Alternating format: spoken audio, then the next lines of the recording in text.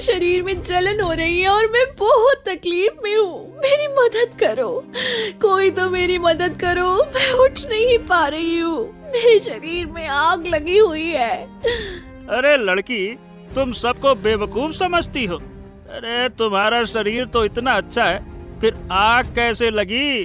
तुम हम सबको पागल बना रही हो क्या? हैं? बड़ी आई।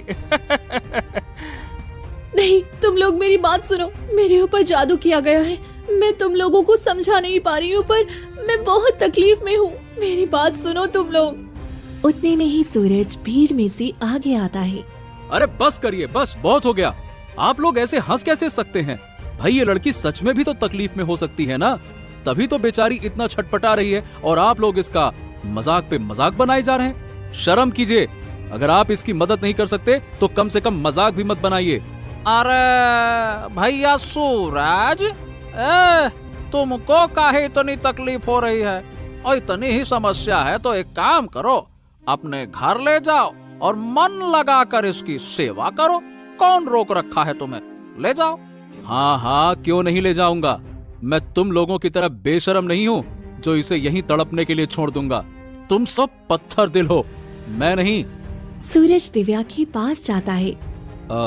तुम ठीक हो? क्या तकलीफ है तुम्हें? बताओ, मैं तुम्हारी मदद करूंगा। बताओ। मेरे शरीर में जलन हो रही है, मेरी मदद करो। मैं किसी को जानती भी नहीं और मुझे प्यास भी लगी है। ठीक है, चलो मेरे साथ घर चलो। मेरी माँ घर पर है, वो तुम्हारी मदद करेगी। चलो आ जाओ आ जाओ आ जाओ। फिर सूरज दिव्या को उठाकर घर ले जाता है। तभी उसकी माँ हेमा कहती है, बेटा ये किसे लेकर आ गया? इसका नाम दिव्या है। इसके शरीर में जलन हो रही थी और गांव वाले इसका मजाक उड़ा रहे थे। बेटी तुम्हें क्या हुआ है? कहाँ जलन हो रही है? मेरे पूरे शरीर में जलन हो रही है, जैसे किसी ने आग जला दी हो। सभी मजाक उड़ाते हैं। मैं बहुत तकलीफ में हूँ। आकर बैठो, मैं तुम्हें पानी देती हूँ, शायद राहत मिले। फिर हेमा एक गिलास पानी लेकर दिव्या को देती है और दिव्या वो पानी पी लेती है। मुझे और प्यास लगी है। रुक जाओ, मैं अभी और पानी लेकर आती हूँ। लगता है तुम्हें बहुत प्यास लगी थी। फिर हेमा पानी लाकर देती है और दिव्या पीती ही जाती है। इसी तरह पीती पीती वो 2 घड़े पानी पी लेती है। बेटी तुम कई दिनों से प्यासी थी, तुमने पूरी 2 घड़ा पानी खत्म कर दिया है। मैंने पूरा घड़ा पी लिया है, लेकिन जलन कम नहीं हुआ। ये जलता ही जा रहा है। हो, अब ऐसे में हम क्या करें? हाँ, मैं वैद्य को लेकर आता हूँ, रुको। फिर सूरज वैद्य के पास जाता है। अरे अरे अरे, ए सूरज, इतना भाग कर क्यों आया है?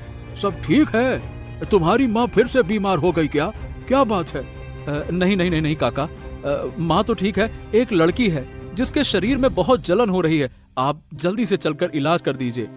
हाँ हाँ ठीक है, चलो चलो चलते हैं। फिर सूरज वैद्य को लेकर आता है और वैद्य दिव्या की जांच करके कहता है, हाँ तो ये तो देखा जाए तो पूरी तरह से ठीक लग रही है, लेकिन इतना परेशान क्यों है? वैद्य जी, 2 घड़ा पानी पी चुकी है पर जलन कम नहीं हुआ। अरे ये तो मेरी भी समझ से बाहर है। एक काम करो, इसे किसी दूसरे वैद्य के पास लेकर जाओ। ये भाई मेरे बस की बात नहीं है। मैंने कुछ औषधियां लिख दी हैं, ये दे देना, इससे आराम मिल जाए शायद। ठीक है? हाँ। फिर वैद्य चला जाता है। ये क्या हो रहा है बेटी? तुमने क्या उल्टा पुल्टा खाया था? आखिर ये जलन कब से हो रहा है? मुझे पाताल लोक की जादूगरनी मुझे अगवा करके ले गई थी और वहाँ एक बदसूरत किस्म का राजा मेरे से जबरदस्ती शादी करना चाहता था, लेकिन मैं उससे शादी नहीं की।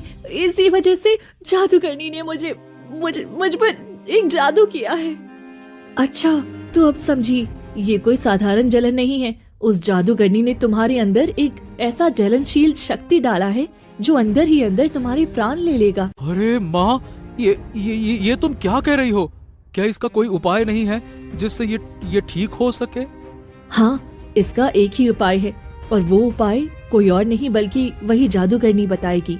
पर वो ऐसा कभी नहीं करेगी, क्योंकि उसने मुझे कहा था कि अगर मैं उस बदसूरत राजा से शादी करने के लिए तैयार हो जाऊंगी तभी वो मेरे अंदर से ये शक्ति हटाएगी और मैं मर जाऊंगी, पर कभी उस बदसूरत इंसान से शादी नहीं करूंगी।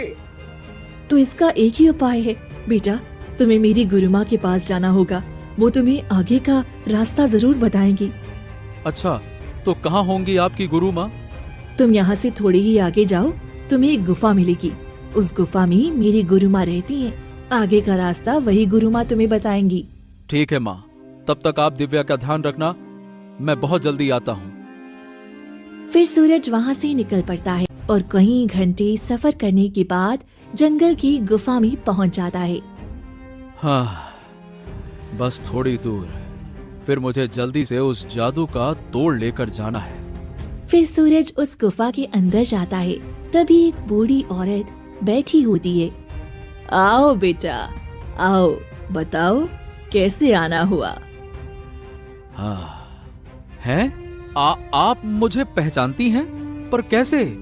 अरे क्यों नहीं पहचानूंगी, मैं तुम्हें अपनी गोद में जो खिलाती थी।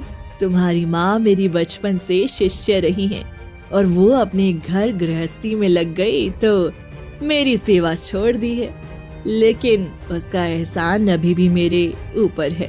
बताओ मैं क्या मदद कर सकती हूँ। हाँ हाँ, मेरी माँ ने ही आपके पास भेजा है। दरअसल एक लड़की है दिव्या, उस पर जादूगरनी ने अपना एक जलनशील वाला जादू उसके शरीर के अंदर कर दिया है और वो बेचारी दर्द से तड़प रही है। उस पर कोई जड़ी बूटी कुछ भी असर ही नहीं कर रहा। काकी, किसी तरह से उस जादू का तोड़ चाहिए मुझे। बेचारी बहुत परेशान है, तड़प रही है। वो तोड़ तो उस जादूगरनी के पास होगा और वो ही तोड़ देगी। पर काकी, वो तो पाताल लोक में रहती है। अब मैं पाताल लोक कैसे जाऊंगा? इसमें मैं तुम्हारी मदद करूंगी। ये लो, जो मेरे सामने ये फूल रखा है, इस फूल को तुम अपने हाथ में उठाओ। ये कोई साधारण फूल नहीं है, मैं हिमालय की गोद से तप करके ये फूल प्राप्त की हूँ। इस फूल से तुम स्वर्गलोक और पाताल लोक दोनों में जा सकते हो। बस मन में ध्यान करना कि तुम्हें कहाँ जाना है। और एक बात, पाताल लोक का जो राजा है उसका खून अगर पाताल लोक पर गिरता है तो पाताल लोक हमेशा के लिए खत्म हो जाएगा। ये श्राप है उस राजा के ऊपर। ये बात तुम्हें काम आएगी। ठीक है, मैं आपकी बात का ध्यान रखूंगा। ठीक है काकी, अब मैं चलता हूँ। फिर सूरज वो फूल उठाता है। तभी तेज रोशनी फैलती है और सूरज पाताल लोक पहुंच जाता है।